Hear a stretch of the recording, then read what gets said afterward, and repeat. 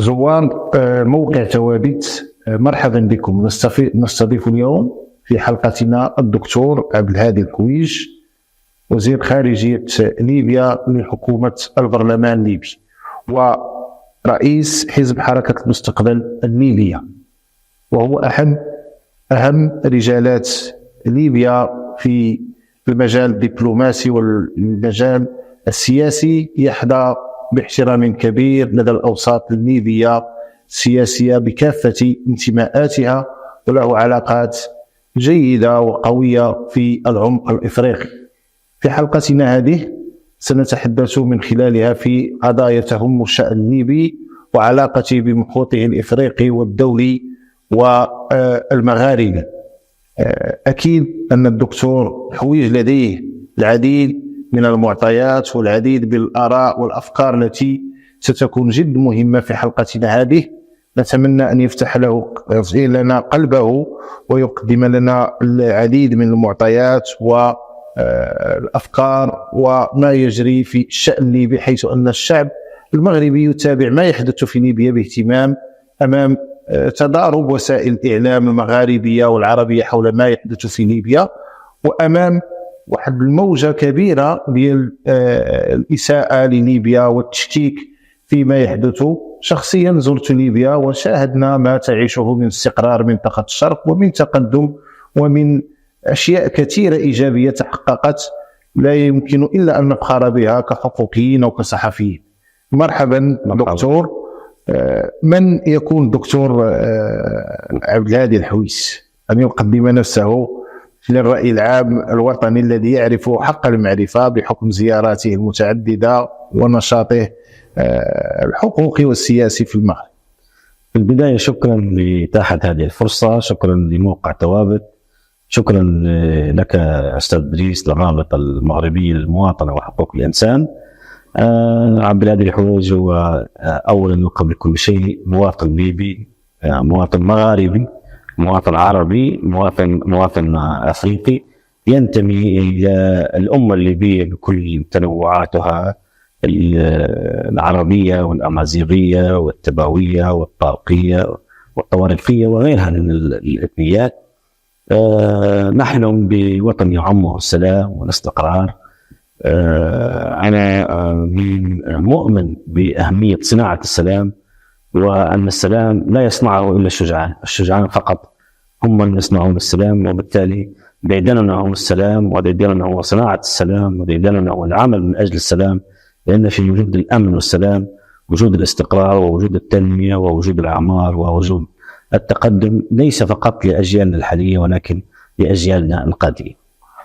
صحيح. نبدأ من تطورات الأوضاع الأخيرة في ليبيا والحديث ديال مجموعة من وكالات الأنباء الدولية عن احتقان بين الحكومتين، وعن هناك أن الأمر قد يصل إلى مواجهات وإلى حروب. هذا الشيء أعطى واحد القلق كبير لدى النخبة السياسية والشعب المغربي، بحكم أن ليبيا لديها ارتباط كبير بالمغرب، وما يحدث في ليبيا يؤثر بلا شك على المغرب وعلى الجزائر وعلى موريتانيا وعلى العديد من الدول العربية والإسلامية. ماذا حدث من تطورات، وماذا حدث بخصوص البنك المركزي في ليبيا؟ هو ما أريد أن أؤكد عليه أنه لا عودة لمربع الحرب. الحرب مهما كان رابحها، فالرابح في هذه الحرب بين الأخوة فهو خاسر، وبالتالي لا حرب بين الأخوة مهما كانت اختلافاتنا وتوجهاتنا السياسية أو المناطقية أو الفكرية أو مدارسنا المختلفة.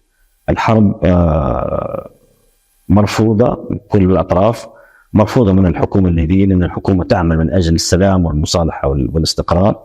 لكن الذي حصل، نحن حكومة شرعية، نحن حكومة منتخبة من مجلس النواب من البرلمان كأي حكومة في العالم، كحكومة عزيزة خنوش اليوم اللي هي الأداة التنفيذية للبرلمان، والبرلمان يسائلها وتقدم له مشروع الميزانية. كل ما حكومتنا تقوم مثل هذه الإجراءات تماما، هي تخضع لمجلس النواب وتخضع لرقابة مجلس النواب وتخضع لمساءلة مجلس النواب وميزانيتها من خلال مجلس النواب. اللي حصل أن المجلس الرئاسي وحكومة طرابلس التي جيء بها باتفاق دولي وليس باتفاق محلي أو اتفاق وطني، وجيء بها خارج قفزا على القوانين الوطنية. الاتفاق جنيف لم يضمن في الإعلان الدستوري، لدينا دستور مؤقت، لم يفترض كان تضمين اتفاق جنيف في الإعلان الدستوري أو الدستور المؤقت، لم يتم تضمينه، وبالتالي ما عندناش القوة أو المكنة القانونية والدستورية لهذا الاتفاق. ومع هذا سلمنا بأن هذا الاتفاق صحيح، وهذا الاتفاق مدته سنة واحدة وفق الاتفاق ونصوص الاتفاق، قابل للتمديد 6 أشهر فقط في أي حال من الأحوال نصيا من حرف اتفاق جنيف. وصلاحيات المجلس الرئاسي الذي أصدر قرارا من غير ذي صفة، صلاحياته تتمثل في استقبال وتوديع السفراء وتمثيل ليبيا في الخارج وموضوع المصالحة الوطنية فقط. هذه هي المهام التي نص عليها اتفاق جنيف الذي جاء بالمجلس الرئاسي الحالي. المجلس الرئاسي للأسف المناصب السيادية سواء مصرف ليبيا المركزي أو هيئة الرقابة الإدارية أو ديوان المحاسبة أو هيئة مكافحة الفساد، هذه المؤسسات هي مؤسسات سيادية، والمغرب احتضن مجموعة من اللقاءات وعرفت بمجموعة 6+6 وعرفت بلقاء أبو زنيقة، وخرج منا اتفاق على طريقة المناصب السيادية، وأن استبدال المناصب السيادية يتم بين مجلس النواب ومجلس الأعلى للدولة. كلا الطرفين يتم اختيار بآلية تم الاتفاق عليها في بوزنيق برعاية من المملكة المغربية وبرعاية من العاهل جلالة الملك محمد السادس ومن الحكومة المغربية ومن الشعب المغربي اللي نوجه لهم كل تحية. استضاف فيما سبق اتفاق الصخرات واستضاف اتفاق بوزنيق 6+6 اللي كان اتفاق مهم جدا، اللي هو كان يتحدث عن مسألة المناصب السيادية وأيضا القوانين الانتخابية المنظمة، القوانين التشريعية والقوانين البرلمانية التي تنظم العملية الانتخابية القادمة. المجلس الرئاسي للأسف أخذ صفات ليست من صلاحياته وقام منفردا وبإجراء أحادي الجانب بتغيير محافظ مصرف ليبيا المركزي. السؤال: لماذا تغير محافظ مصرف ليبيا المركزي؟ كانوا يستقبلونه ويجلس في مقدمة الصفوف وكانوا يصفقون له ويؤيدونه ويشكرونه. اللي قام به محافظ مصرف ليبيا المركزي أنه قام ولأول مرة بتوزيع عادل للثروة. قال أن اليوم للأسف هناك حكومتين وهناك انقسام سياسي، لكن هناك شعب واحد. صحيح. هناك حكومة التي أنا جزء منها تمثل 80% من الجغرافيا والسكان، وهناك حكومة أخرى موجودة على 20%. فكيف يصار إلى أن ميزانية الدولة كلها تذهب إلى 20% من السكان والجغرافيا ويحرم 80% من ثروة الليبيين اللي هي أساسها البترول؟ ضيف إلى ذلك أن من يحرس الحقول النفطية كلها وليس جزءا منها، كلها هي الحكومة الليبية التي أنا جزء منها، اللي حكومة المنتخبة من البرلمان، هي من تحمل الحقول وهو من تضمن تصدير هذه الحقول عبر موانئها، وهي من تريد أن هذه الثروة التي يجب أن يستفيد منها كل ليبي أن تذهب في حسابات يتم عائدات هذه الحسابات يستفيد منها كل الليبيين وكل المناطق وكل المدن وكل السكان. لأول مرة هذا المحافظ قام بتوزيع الثروة بشكل عادل وفق معايير علمية وفق لجان مشتركة من الطرفين. لم يرق هذا الأمر لحكومة طرابلس، وحكومة طرابلس انزعجت من هذا الإجراء لأنها أحرجت، لأنها صرفت أكثر من 400 مليار لم تنجز أشياء حقيقية على الأرض، بينما حكومتنا التي كانت تقرض من البنوك المحلية قامت بمشاريع كبرى، قامت بأوراش كبرى. عندما تزور بنغازي أو تزور درنا أو تزور مدن الجنوب الليبي أو تزور مدن الوسط، كيف مدينة سرت، فهم الطرقات الكبيرة، فهم الموانئ البحرية، المطارات العالمية، هناك ورشة كبيرة من العمل، على الرغم من أن هذه الميزانيات محدودة. بينما الحكومة الأخرى، الجهة الأخرى اللي في طرابلس، صرفت أكثر من 400 مليار، وواقع الحال لا شيء، لم تنجح حتى في تدبير القمامة، فما بالك بتدبير الحياة العامة وتدبير المسائل. إذن هنا حصلت المشكلة وحصل الإيقاف، والأكثر من ذلك والأدهى أن تذهب مجموعات مسلحة وأن تسطو على بنك مركزي وتدخل بالقوة وتختطف موظفين. هذا سلوك مرفوض، وهذا سلوك يعني سلوك بلطجة صح التعبير، وسلوك يعني لا يليق. في الآخر أولا وأخيرا هم مواطنون ليبيون، وهم موظفون عموميون، موظفون يقومون بخدمة عامة للبلد والمحافظة، هذا شأنها ما بينه. حتى لو هناك إرادة لتغييره يتم هذا عبر الحوار، ويتم هذا عبر الجهات المعنية المنوط لها بالتغيير. المجلس الرئاسي ليس له علاقة بمسألة التغيير لا من قريب ولا من بعيد، وبالتالي حتى بعد حصل هذا التغيير حتى على المستوى الدولي والمستوى الإقليمي كان هناك رفض لهذا التغيير. والخزانة الأمريكية والخارجية الأمريكية قالت نحن لن نتعامل، هناك تخوف لأن الأموال مسألة مش سهلة، ومسألة عندها ارتباطات وشبكات وسويفتات وتحولات وإلى آخره. وبالتالي ومجلس الأمن أيضا استصدر بيان وقال أن هذا إجراء أحادي للجانب ولن يتم القبول به. ما نعول عليه أن يصار إلى حل ليبي، وأن هذه الثروة هي ثروة كل الليبيين، وهذا المصرف هو مصرف لكل الليبيين، ليس للشرق وليس للغرب وليس للجنوب، هو مصرف لكل الليبيين، ويجب أن يستفيد من ثروة الليبيين كل الليبيين. ألا ترون أن ما يحدث هناك أيادي خارجية في هذا البلد؟ طبعا هي واحدة من المشاكل، لأن كان هناك اتفاق صخيرات وكان اتفاق جد مهم، لكن تم الالتفاف عليه عبر اتفاق جنيف، وبالتالي هل هناك أيادي خارجية تريد لليبيا أن تستمر في هذا الوضع؟ خصوصا أن نحن أمام منطقتين، منطقة طرابلس معروفة بسيطرة الميليشيات في غياب هيمنة الحكومة والدولة، ومنطقة الشرق حيث هناك تنظيم أكثر، هناك أجهزة أمنية، أجهزة عسكرية جد متقدمة ومتطورة، هناك عمل حكومي واضح لدى المواطنين، وبالتالي هناك اعتراف بجهة التي يمكن أن غير منظمة، جهة غير لديها قواعد شعبية. ألا ترون أن هناك أيادي؟ طبعا بكل تأكيد. هي أنت إذا وضعت يدك على الجرح، أحد المشاكل الأساسية التي تعاني منها ليبيا ويعاني منها الشعب الليبي هو حجم التدخلات الإقليمية والدولية السلبية. هناك تدخلات إقليمية ودولية سلبية تعطل وتؤخر وتؤجل الحل الليبي، وتؤجل وتؤخر أن يكون هناك حل مستدام وعادل وينهي هذه الأزمة وهذه العشانية اللي أكثر من العشانية اللي عاشها الشعب الليبي. طبعا هذه مسألة أساسية في استمرار الأزمة، هو حجم التدخلات. وأيضا طبعا عندما نقول هناك تدخلات سلبية بمعنى أن هناك تدخلات إيجابية. نحن نرحب بالتوسط إن صح التعبير والوساطة الإيجابية من المغرب الشقيق. على سبيل المثال المغرب على سبيل المثال كانت أجندته استقرار ليبيا، وأجندته أمن ليبيا، وأجندته عودة ليبيا لفضائها المغاربي. ليس للمغرب أي أجندة، وهذا قيل عشرات المرات على لسان المسؤولين المغاربة وعلى لسان وزير الخارجية المغربي. أجندة المغرب الوحيدة هو عودة الاستقرار. المشكل هناك تدخلات سلبية، وهي من يعطل الحل وهي من يؤخر الحل الليبي. والمسألة الثانية التي تؤخر الحل هو مسألة غياب الثقة بين الأطراف السياسية. نحن نحتاج إلى بناء الثقة بين الأطراف السياسية الليبية من أجل صياغة حل توافقي، لا أحد رابح ولا أحد خاسر، الجميع يقدم تنازلات، ولو كانت تنازلات مؤلمة من أجل الوطن، من أجل الذهاب إلى ليبيا الجديدة التي يشارك فيها كل الليبيين، ونذهب إلى سلام الشجعان.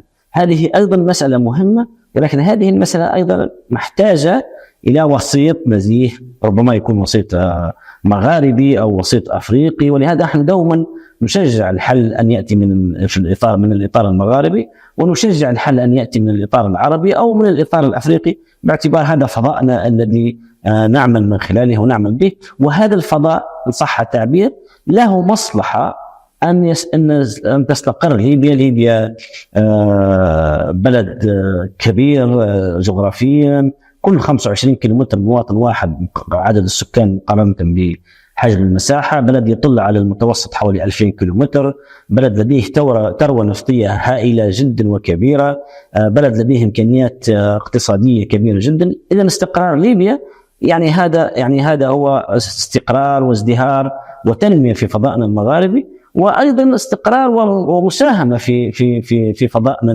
فضائنا الافريقي. للاسف اليوم الفوضى التي تعيشها ليبيا هذا يسهل ويمكن الجماعات الخارجه عن القانون، المخدرات، الجريمه، تجاره السلاح، كل هذه المسائل للاسف تصبح مرتع لها وتصبح مناخا مناسب لها وبيئه خصبه للاستثمار فيها. لكن القوات المسلحه سيطرتها على المناطق الجنوبيه مؤخرا وحكومتنا الليبيه بقياده الدكتور اسامه حماد، كل ذلك حقيقه جعل الدوله اليوم قويه، واليوم تستعيد الدوله سيادتها على اراضيها وتستعيد الدوله سيادتها على حدودها. وبالتالي اليوم تشوف انت حجم التواصل الاقليمي من دول الجوار مع الحكومه الليبيه ومع القياده العامه للقوات المسلحه التي هي صدر في حقها قرار من مجلس النواب بشرعيتها وتبعيتها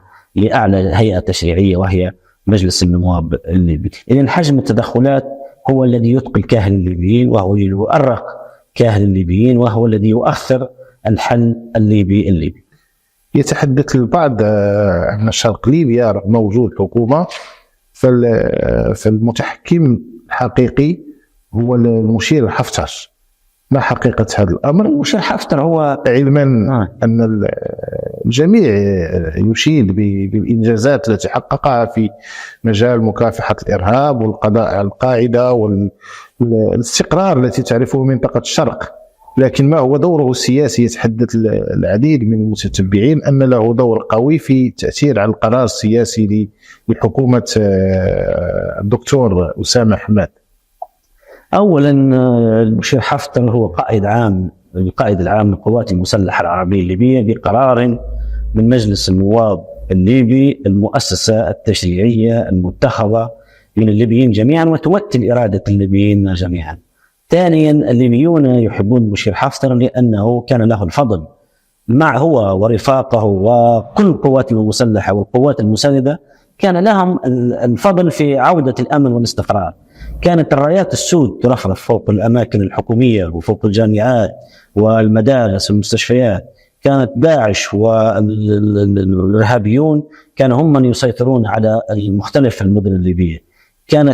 كانت تقطع الرؤوس في الشوارع وأمام الملأ، كانت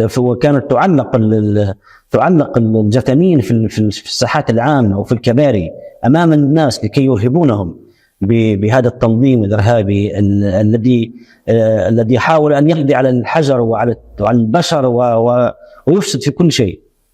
إذن كيف جاء المشير حفتر؟ لابد أن نعود للوراء. المشير حفتر استدعي من الليبيون ذهبوا له لبيته وطلبوا منه الخروج وأن يدافع عن الليبيين ويدافع عن مدينة بنغازي ويدافع عن مدينة درنا وكل المدن الليبية التي كان يحتلها الإرهابيون. طلبوا منه الليبيون أن يمتشق السلاح هو ورفاقه ويتحمل مسؤوليته، وبدأوا بعدد صغير، بدأوا 200 شخص تقريبا. اليوم احنا عندنا قوات مسلحة قوامها قرابة 100,000 جندي وعسكري مقاتل يقومون بواجباتهم. المؤسسة العسكرية مؤسسة مهنية محترفة، لا يوجد انفلات أمني، لا يوجد انفلات للسلاح، لا يوجد فوضى السلاح، قوات منضبطة تماما بكل ما تعنيه الكلمة معنى. هناك قوة عسكرية، هناك شرطة عسكرية، هناك أجهزة أمنية تابعة للقوات المسلحة، وهي لا تتدخل بأي حال من الأحوال في الحياة السياسية. هي تعمل في إطارها المهني وفي إطارها الحرفي، ونحن نعمل في إطارنا التنفيذي وفي إطارنا السياسي. بالتأكيد هناك تعاون مشترك باعتبارنا خرجنا من رحم مؤسسة واحدة. نحن خرجنا من رحم البرلمان، وقوات المسلحة هي من رحم البرلمان، وقوات المسلحة هم أبنائنا. لم نأتي بيابانيين أو صينيين، هم أبناء ليبيون من مختلف المدن ومختلف القرى ومختلف القبائل الليبية اللي اليوم شكلوا جيش وطني، جيش نفتخر به، جيش قوي فاعل يصون الحدود ويصون الديار ويحافظ على كرامة المواطن. وبالتالي الذي قاد ثورة 16/5 ثورة الكرامة سميت بثورة الكرامة لأنها أرادت حفظ كرامة الليبيين وعودة استقلال القرار الليبي وعودة ليبيا وعافيتها في محيطها المغاربي وفي محيطها المتوسطي وفي محيطها العربي وفي محيطها الأفريقي وفي محيطها الدولي. هذا لن يحدث بدون وجود جيش يحمي الحدود، وبدون جيش يحمي المواطن، وبدون جيش يكون مع المواطن وينحاز للمواطن الليبي.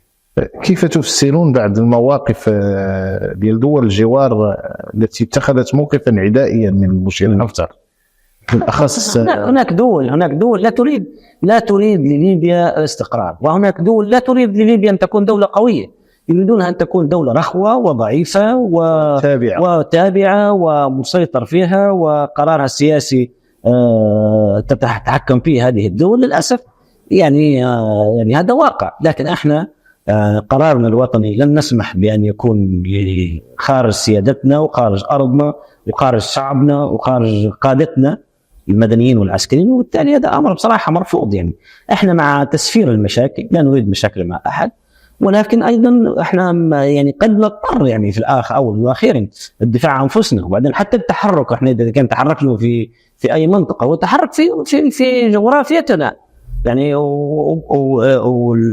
يعني لو يستوعب من يعادينا ما نقول به هو في مصلحته. عندما يكون هناك جيش نظامي في جواره وفي حدوده، هذا يعني لن يمنع تسرب الارهابيين لو وجدوا، يمنع تسرب من تجار المخدرات، يمنع تسرب انتشار السلاح، يمنع تسرب حتى تسرب انتشار المهاجرين. كل ذلك عندما تكون هناك جار قوي معناها يعني هذا سيصون، لأنك أنت يصون حدودك ويصون شعبك في الجهة الأخرى. احنا ما لسنا ضد أحد، ولكن احنا مصلحة ليبيا فوق كل اعتبار، ومصلحة الشعب الليبي فوق كل اعتبار. واحنا ما عندناش يتوهم من يعتقد أن لدينا أهداف عدوانية أو استفزاز الآخرين، هذا لا نريده. أعيد وأكرر، نحن سياستنا هي تسفير المشاكل مع الجميع وخاصة دول الجوار، لأن قدرك أن يكون هناك دول الجوار، هذا القدر عليك أن تتعاطى وتتعامل معه. أكيد. حديثنا عن دول الجوار وعن الحدود لابد أن يقيدنا إلى الحديث عن أزمة المهاجرين وعن ليبيا وما تعانيه ودورها، خصوصا أن هناك تقارير دولية كثيرة تتحدث على ليبيا ودورها في الهجرة والمهاجرين. مؤخرا نظمت ليبيا أو حكومة ليبيا التابعة للدكتور أسامة حماد مؤتمرا دوليا جد مهم حول الهجرة والمهاجرين. ما هي مخرجات هذه اللقاء وما هي أهم التوصيات التي خرج بها هذا اللقاء، خصوصا أنكم كنتم فاعلين أساسيين في العمل من أجل إنجاح هذا المؤتمر المهم جدا والذي كان بمشاركة دولية جد واسعة؟ طبعا قضية الهجرة ومقاربة الهجرة هي واحدة من القضايا التي تؤرق الحكومة الليبية وتؤرق قواتنا المسلحة وتؤرق الشعب الليبي، وتؤرق دول الجوار وتؤرق المحيط وتؤرق الجانب الأوروبي. لماذا عقد هذا المؤتمر؟ لأن الأوروبيين للأسف يريدوننا أن نكون شرطيا لهم في المتوسط، ويريدون ويؤيدون المقاربة الأمنية التي تقوم أن نكون نحن شرطيا لهم في المتوسط. طبعا هذه المقاربة هي مقاربة مرفوضة، وهي مقاربة فاشلة وأثبتت عدم نجاعتها في معالجة مسألة الهجرة. تفكيرنا في مؤتمر الهجرة كان تفكير أنه كيف نجمع الأطراف الثلاثة، دول المصدر ودول العبور ودول المقصد. وأعتقد أننا نجحنا في هذا الأمر، وشارك في المؤتمر حوالي 100 دولة، وشعار هذا المؤتمر كان حلول مستدامة لمقاربة أو لقضية الهجرة. ماذا نقصد بمستدامة؟ حلول يعني دائمة وليست حلول وقتية أو حلول تكتيكية. حوالي 100 دولة صدر إعلان بنغازي حول مسألة الهجرة لأشاد هذا الإعلان بحضور المشاركين بدور القوات المسلحة ودور الحكومة الليبية المنتخبة من البرلمان في الإجراءات التي قامت بها بمعالجة قضية الهجرة. أيضا ربما القيمة المضافة في هذا المؤتمر أننا لم نجمع فقط الحكوميين، جمعنا الحكوميين وجمعنا البرلمانيين وجمعنا المجتمع المدني وجمعنا الخبراء وجمعنا الإعلام. هنا حوالي 5 أطراف من دول المصدر ودول العبور ودول المقصد. القانون في بعض المدن الليبية، هذا نقولها بكل مرارة وبكل أسف. للأسف اليوم هناك حتى مجموعات مطلوبة كمنظمات وأشخاص إرهابيون مطلوبون على قوائم مجلس الأمن اليوم موجودين في بعض المناطق وخاصة في الغرب الليبي. نحن نريد سلام الشجعان، ونحن نريد مصالحة كاملة وشاملة، نريد خروج كافة القوات الأجنبية والقواعد الأجنبية، نريد خروج كافة المرتزقة من ليبيا، وأن يترك تترك ليبيا للليبيون، وأن يترك الليبيون وشأنهم يقررون مصيرهم، لأن الليبيين بإمكانهم أن ينجزوا مصالحة وطنية وأن ينجزوا توافقات سياسية يخرجون بها من أجل حلول ناجعة. لكن للأسف ما يسمى بالمجتمع الدولي لا يزال يدير الأزمة ولا يعمل على حل الأزمة. حل الأزمة بيد الليبيين وبإرادة الليبيين ويصنعه الليبيون، ولكن للأسف المجتمع الدولي ينزل الحكومات الجديدة عبر الباراشوت، مثل ما حصل اليوم في حكومة طرابلس. حكومة طرابلس حتى لو سلمنا أنها حكومة قانونية وشرعية انتهت صلاحياتها وفقا للنص الذي جيء بها، وهي للأسف من عطلت الانتخابات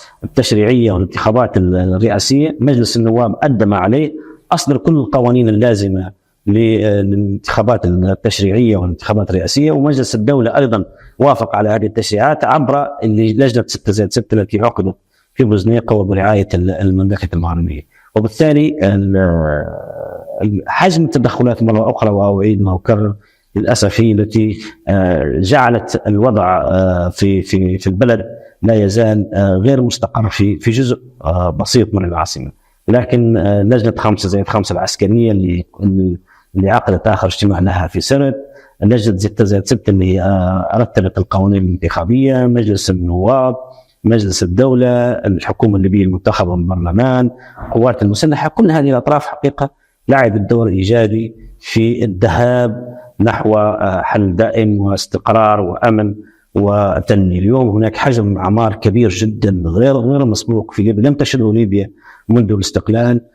حجم الأعمار وحركية الاقتصادية اليوم في مدن الجنوب الليبي وفي مدن الشرق وفي مدن الوسط وفي كل المدن، في مدينة درنا التي تعرضت لإعصار دمياط هناك حجم أعمار كبير وهائل. يعني عندما تزور بنغازي وتزور المدن الليبية تشاهد حجم الحركية الاقتصادية الموجودة وحجم المشاريع التي أنجزت، لأن المصالحة جزء منها هي مصالحة اقتصادية، والمصالحة الاقتصادية تقتضي أن يكون هناك توزيع عادل للثروات وتوزيع عادل للموارد، وأن تستفيد المدن الليبية من ثرواتها في شكل أوراش وفي شكل مشاريع وفي شكل منجزات. أكيد أن ما يحدث في ليبيا له علاقة بالمحيط العربي وتراجع الدور الجامعة الدول العربية وتراجع الموقف العربي الذي كان على الأقل يدين ويحتج. ما نلاحظه الآن وما نرصده في القضية الفلسطينية واستمرار الكيان الإسرائيلي في ارتكاب مجازر الإبادة، ما هو موقف حكومة ليبيا التابعة للبرلمان، الحكومة الشرعية، الحكومة المتواجدة والحكومة التي لديها تواجد على المستوى الدولي وفي العديد من الأنشطة وكذلك العديد من الأنشطة على مستوى الأمم المتحدة. ما هو موقفها من القضية الفلسطينية وما يحدث الآن؟ شكرا. أولا للأسف لا يوجد موقف عربي موحد، والجامعة العربية ليس لديها دور واضح في الأزمة الليبية. على سبيل المثال هناك لجنة رفيعة المستوى على مستوى الاتحاد الأفريقي تتابع بشكل مستمر برئاسة الكونغو برازافيل برئاسة الرئيس ساسو نغيسو، وهذه اللجنة تعمل بشكل مستمر، ووزير الخارجية والاتحاد الأفريقي يعملون بشكل مستمر من أجل محاولة إيجاد حلول توافقية بين الأطراف الليبية. آخرها كانت زيارة منذ أسبوعين تقريبا لوزير خارجية الكونغو إلى بلادنا. إذن هناك محاولات لم ينجحون، نعم، ولكنهم موجودون ويحاولون حل في الأزمة الليبية. على المستوى العربي والمستوى الجامعة العربية الحلول أقل من خجولة وبيانات باهتة ومكررة، لا يوجد جديد. فيما يخص القضية الفلسطينية، نحن نؤمن بأن القضية الفلسطينية هي قضية مفصلية ليست للفلسطينيين فقط، لكنها للعرب وللمسلمين وللمسيحيين ولأنصار الحرية، وهي قضية عادلة بكل المقاييس. على المستوى التشريعي مجلس النواب ربما نحن الدولة الوحيدة التي جرمت صدر قانون مجلس النواب تجريم التعامل مع الكيان الصهيوني، ربما نحن الدولة الوحيدة. على المستوى التنفيذي الحكومة الليبية برئاسة الدكتور أسامة حماد نحن استقبلنا القنصل الفلسطيني ونستقبله بشكل مستمر، استقبلته بمعية معالي رئيس الوزراء، وتم استصدار قرار معاملة الفلسطيني معاملة الليبي.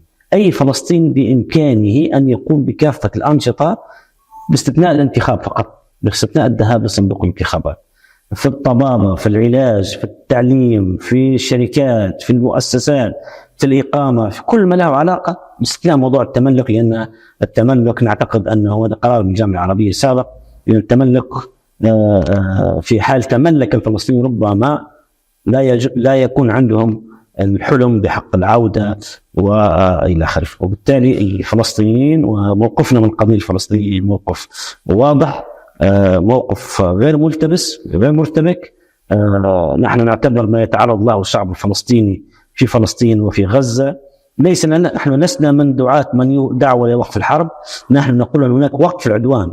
وحتى مصطلح وقف الحرب هو مصطلح خاطئ يستخدمه بعض الزعماء العرب ويستخدمه بعض وزراء الخارجية العرب. هذا مصطلح خاطئ، ليس وقف الحرب، لأن وقف الحرب معناها وقف حرب بين طرفين. هي اليوم وقف عدوان همجي بربري على الشعب الفلسطيني. هناك محاولة لإزالة القضية الفلسطينية، هناك محاولة لإبادة الشعب الفلسطيني، ولكن الشعب الفلسطيني هو شعب الجبارين، شعب الشهيد ياسر عرفات، وشعب الشهيد الفيصل الحسيني، الشعب الذي قدم كل يوم قافلة من الشهداء. موقفنا السياسي واضح، موقفنا التنفيذي، نحن أرسلنا بالتعاون مع القوات المسلحة العربية الليبية، أرسلنا كميات كبيرة من الشاحنات والمساعدات، القوافل التي أرسلت، ولازلنا نحن على تم الاستعداد للعمل مع أخوتنا وشقائنا الفلسطينيين، بغض النظر. وإحنا ما ندعوه للجانب الفلسطيني هو توحيد وحدة الصف الفلسطيني ووحدة الموقف الفلسطيني، لأن التشرذم والتزيئة هذه تضر بالقضية الفلسطينية أولا، اللي هي يجب أن تكون قضية العرب جميعا، ويجب أن تكون قضية مفصلية لكل العرب، ولن نذهب كلنا إلى سلام عادل لهذه القضية العادلة. بدون حل القضية الفلسطينية الصراع والنزاع في الشرق الأوسط وفي المنطقة العربية سيستمر، وتحرير الأراضي المحتلة في الجولان وأراضي شبعة هذه أيضا مسألة عاجلة وملحة. لكن الأهم من كل ذلك اليوم هو وقف العدوان على الشعب الفلسطيني، وخاصة في أهلنا في مدينة غزة. أكيد أن المحيط الإقليمي والمغاربي يؤثر على الأوضاع بليبيا. المغرب مؤخرا ربط علاقات تعاون عسكرية مع دولة أثيوبيا. هذا القرار قد تكون له ردود فعل مصرية على المغرب، رغم أن المغرب أكد أن هذا لا يؤثر على سياسته الخارجية، وأن المغرب معروف بحياده. ألا ترون أن توتر العلاقات بين المغرب ومصر قد يؤثر على العلاقات بين المغرب وحكومة حماد، خصوصا أن المشير حفتر تربط علاقات جد قوية بدولة مصر؟ لا، هو تربطه يعني هناك صورة غير صحيحة على نحن علاقتنا بمصر نعم علاقة استراتيجية وعلاقة مهمة، لأنه واقع الجغرافيا له دور. الجغرافيا تؤثر في، والجيش الليبي تأسس بالمناسبة في منطقة أبو رواش المصرية. هناك علاقة نعم استراتيجية، ولكنها ليست على حساب العلاقة مع المملكة المغربية. هناك تربطنا أيضا علاقة ممتازة، والقيادة العامة أيضا تربط علاقة ممتازة، وكان في زيارة يعني هي موجودة على وسائل التواصل الاجتماعي، وهي ليست زيارة سرية. القائد العام كان في زيارة للمملكة المغربية، وهو يكن للمغرب كل التقدير وكل المحبة، ويكن علاقة تقدير ومحبة في كل دول الجوار. وبالتالي علاقة مع مصر ليست على حساب العلاقة مع المغرب، والمغرب له دور إيجابي في حل، أصبح ثقل إقليمي وثقل دولي في حل النزاعات. وبالتالي ما نأمله أن نساهم أكثر اليوم، وربما رسالتي في هذا اللقاء أن يعمل المغرب مجددا لحلحلة الأزمة الليبية، يعني رغم كل الجهود والمحاولات لا تزال الأزمة الليبية تراوح مكانها. ربما القيمة الإيجابية المضافة في أنه لا عودة لمربع الحرب، لكننا نريد أن نبني جسورا وجسرا للسلام وجسرا للديمقراطية وجسرا لمستقبل ليبيا وجسرا لحقوق الإنسان وجسرا لأن تكون ليبيا دولة فاعلة. وبالتالي نريد استمرار الدور المغربي الإيجابي في حدث الأزمة الليبية بالتعاون مع الأطراف الإقليمية والأطراف الدولية. نعم، أكيد أن الوضع يحتاج إلى لقاءات جديدة ومشاورات جديدة بعد فشل لقاء جنيف والمخرجات التي لم تؤدي إلى أوضاع مستقرة وإلى حكومة موحدة في ليبيا. كيف ترون الدور المغربي في هذه المرحلة؟ هل بالدعوة إلى مفاوضات جديدة أو إلى اتفاق جديد؟ المغرب أولا ما يميزه عن بعض الدول الأخرى أنه طرف محايد وطرف له علاقة مع مختلف الأطراف، هذا يؤهله أن يلعب دورا إيجابيا مع كل الأطراف، لأن واحدة من المشاكل الأساسية هو مسألة بناء الثقة بين الأطراف السياسية. إذن المغرب مؤهل من هذا الجانب لأنه يحظى بثقة واحترام كافة الأطراف السياسية على اختلافها. إذن هذه أولا. أيضا المغرب لديه تجربة مهمة في إدارة الأزمات وفي مفاوضات إدارة الأزمات، وبالتالي نعتقد أن المغرب قادر أن يلعب دور وأن يطلع بهذا الدور وأن يستمر في الاطلاع بهذا الدور. نعم، هذا الدور مرهق ودور يحتاج جهد كبير ويحتاج وقت ويحتاج لقاءات ماراثونية، ولكن ما نطلبه من أشقائنا في المغرب لأن هو العمل والاستمرار في العمل من أجل حل حالات وحل هذه الأزمة الليبية. ونعتقد أن عافية ليبيا هي من عافية المغرب، وعافية ليبيا هي من عافية تونس، وعافية ليبيا هي من عافية الجزائر، وعافية ليبيا هي من عافية مصر، وعافية ليبيا هي عافية تشاد والنيجر والسودان، وعافية ليبيا عافية الوثنية. هذه الدول كلها دول الجوار، والعلاقة هي تأثير وتأثر وعلاقة مباشرة. عندنا نتحدث عن استراليا، نتحدث عن المغرب اللي هي قريبة، اللي احنا نتقاسم معها الجغرافيا والتاريخ، نتحدث عن شعب واحد في بلدين، نتحدث عن حوالي أكثر من 200 ألف مواطن مغربي يعملون في ليبيا مع أخوتهم الليبيين. إذن حجم العلاقة يسمح، والجغرافيا والتاريخ وفضائنا المغاربي والمتوسطي والأفريقي يسمح للمغرب ويسمح للمملكة أن تطلع بهذا الدور. وما نطلبه من المغرب هو أن تستمر الاطلاع بهذا الدور إلى الوصول إلى سلام الشجعان ووصول إلى نهاية لهذه الأزمة اللي تأدى منها كل بيت وتأثر منها كل بيت وتأثرت منها كل مدينة وكل جهة يعني. وبالتالي دور المغرب مهم وفاعل وإيجابي في هذه المرحلة. أكيد أن دور المغرب جد مهم في هذه المرحلة، وخصوصا لموقفه الحيادي من الطرفين. خلال زيارتي لليبيا والبنغازي العديد من المواطنين الليبيين يشكون من مشكل التأشيرات. نعم. كيف تفسرون أن المغرب لديه عراقيل جد حقيقية وواقعية في منح التأشيرة للمواطنين الليبيين لزيارة المغرب، خصوصا أن الشعب الليبي شعب طيب بعيد عن المشاكل؟ العديد من المواطنين الليبيين رجال أعمال بإمكانهم أن يكونوا مستثمرين في المغرب، ورغم ذلك هناك صعوبات كبيرة في حصول الليبيين على التأشيرة. طبعا هذه حقيقة للأسف. طبعا احنا نتفهم صعوبة التأشيرة في العوام 2015 2016 2017 السنوات ما قبل الاستقرار، لكن اليوم هناك دولة وهناك استقرار وهناك قنصليات وهناك عمل سياسي وهناك إدارات وهناك وزارات وهناك جهة مخاطبة وجهة مسؤولة وأجهزة أمنية. إذن أعتقد أن آن الأوان لأشقائنا في المملكة المغربية أن يخففوا أو يزيلون أو يلغون التأشيرات بين الشعب الواحد في البلدين، الشعب الليبي والشعب المغربي. كما قلت حضرتك يعني الليبيون يحبون المغرب وعندهم علاقة طيبة مع المملكة المغربية، وهناك مئات وآلاف من رجال الأعمال الذين يرغبون القيام بأنشطة تجارية واقتصادية مع المملكة المغربية. وأيضا بالمقابل أيضا احنا ندعو الشركات المغربية اليوم، هناك بعض الشركات اليوم التي تعمل في مشاريع إعادة الإعمار، هناك أوراش كبرى وإعادة أعمار كبرى، جسور وكباري وجامعات ومستشفيات وطرق، هناك أعمال كبيرة جدا جدا. أيضا مواني، مطارات، كل هذه اليوم هي ورشة كبيرة جدا في ليبيا. ما ندعوه أيضا هو وجود الشركات المغربية وأن تساهم في مسلسل إعادة الإعمار والتنمية شبه بلادنا.